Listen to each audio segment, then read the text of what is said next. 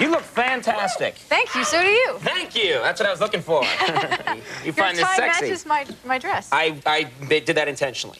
I wanted us to sort of not clash in any way. How are you? Everything good? I'm fine, and I will try not to clash. Yeah, let us not clash. You're getting, let's talk about Mimic for 1 second to help promote this movie, but also you're getting great reviews. Yes. That isn't always true when I talk to people about their movies.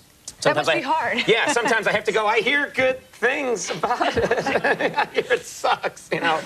But you're getting great reviews for this movie. Yeah, we've got a lot of mainstream press that really likes it. We've got Time and Newsweek and Siskel and Ebert, even though I'm not supposed to say that, but it's... The fat guy and the thin guy. Both, yes. Both gave you thumbs up? Yes. That's terrific. And, you know, it must be weird. Do you get at all superstitious about reviews? Because whenever someone tells me, oh, someone wrote something about the show, do you know what I mean? I always feel like, well, I got to be in a good mood when I pick up the paper. I got to sit in the right chair. Do you know what I mean? Because in somehow that's going to influence what they say. Are you superstitious at all?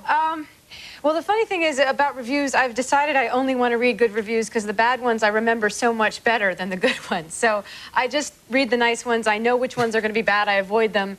But I'm not really superstitious about it. They just bum me out, so I don't look at them. But the only thing I really am superstitious about is red pens. Because when I lived in China, I was told that if you wrote a letter to someone and addressed it in a red pen, they wouldn't send it, because it was considered to be sort of like a death threat, that you would actually be wishing ill to the person that you wrote Anything the name in of. red ink was a death threat? Well, writing a person's name in it, and I've just stopped using red pen altogether because I'm a little afraid of what might happen. You're afraid of red pens? I'm afraid of red pens.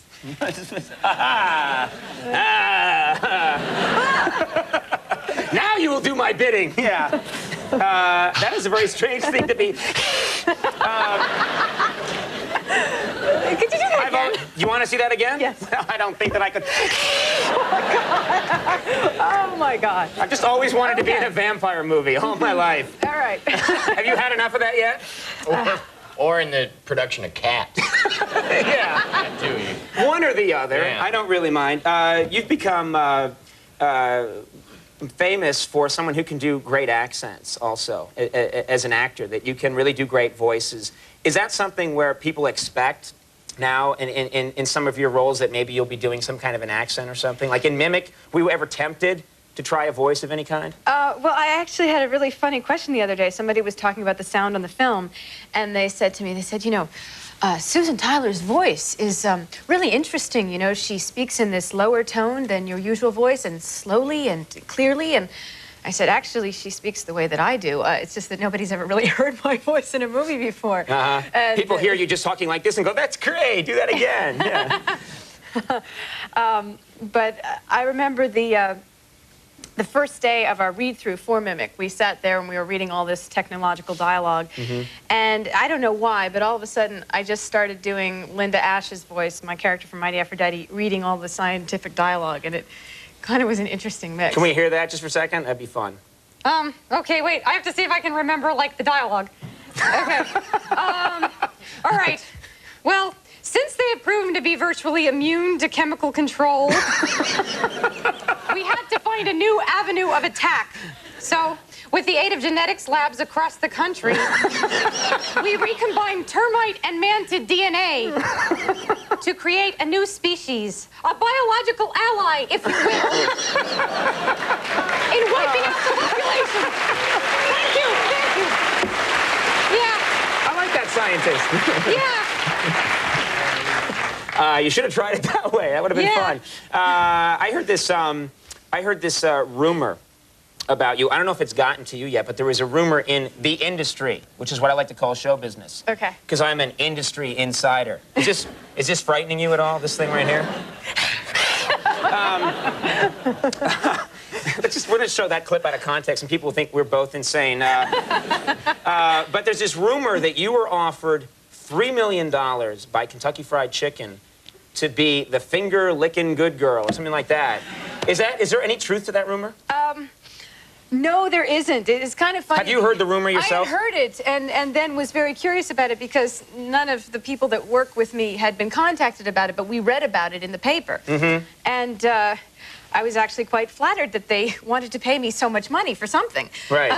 But would you do it? Would you be Taking Colonel Sanders' place would be so cool. And you're not the first, you know, when they say we got to replace the Colonel, and I don't think immediately Mira Sorvino, you know. But would you have done it? If they offered you $3 million? I don't think so. I just don't know that I could stand up for cholesterol like that. But it was because of 2 magazine covers I did that unintentionally in the same month had my finger in my mouth, and that was like the byline. It's like the new finger-licking good girl. So I don't know. It was kind of funny though. Could you recommend me maybe for it? Okay. I would do that in a heartbeat. I don't care if people all across the country have heart attacks. Well, you the know? problem is, look, it wasn't even an option because it wasn't real. It wasn't a real offer. They never came to the you. The KFC people knew nothing about it. It was some strange middleman who was trying to broker some deal, but it never existed. So I never even had the opportunity to turn that much money. And who knows if I could have been that strong if I... You'd have been great if you had done it, I think. But that's me. And I go like a lot. I wanted to ask you about in the movie that you're coming out with next, you have a tattoo or more than one tattoo? You have a tattoo, your character? I have several tattoos, but they're henna tattoos. A henna tattoo is a temporary tattoo? It's a tattoo that lasts a week or so. I had one on each hand, different designs.